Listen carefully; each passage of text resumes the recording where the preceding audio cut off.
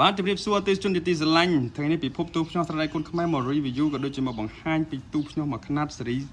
ទូចបំផុតប្រចាំតកូលពិភពទូភ្នំស្រ័យគុណខ្មែរនេះបាទគឺប្រភេទຂະຫນាត់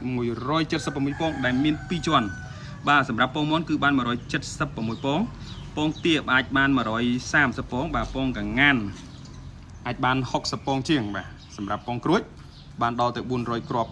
442គ្រាប់ណាបាទពងក្រួចຂະຫນាត់នេះបាទអញ្ចឹងបងប្អូនយកទៅប្រើអាចដាក់ពងកងានមកកញ្ច្រែងក៏បានណាពងទាមកកញ្ច្រែងក៏បាន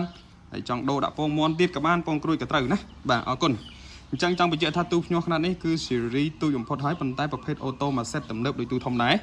បាទមានផ្លុំសំណើមអូតូបាទមានបង្វិលពងអូតូបាទក្បាលវិជាធំប្រភេទបាទប្រភេទពួក XM18D ដែលបងប្អូនយកទៅប្រើប្រាស់ហ្នឹងគឺ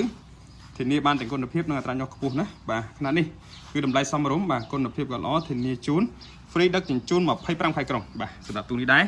បាទគឺខ្ញុំធ្វើផលិតសម្រាប់ចម្រាំងណាឥឡូវនេះខ្ញុំអាប់ដេតកាត់កដាលនេះចេញដើម្បីស្រួលបងប្អូនដាក់កញ្ច្រែងរើសកូនចូលបានតែម្ដងបាទมันពិបាកណាបាទគឺស្អាតមែនតើមកអែមបាទអញ្ចឹងបងប្អូនដែលចង់បានទូភ្ញាស់ណាទូនេះក៏មាន UV ជូនដែរបាទដាក់ UV ជូនបាទຂະຫນាត់តូចទេតែដាក់ UV ជូនណា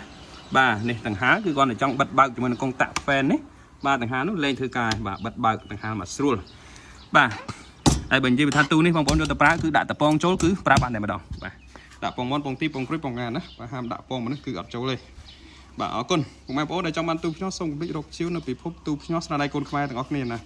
បាទសូមអរគុណសូមជួយគាំទ្រស្នាដៃកូនខ្មែរ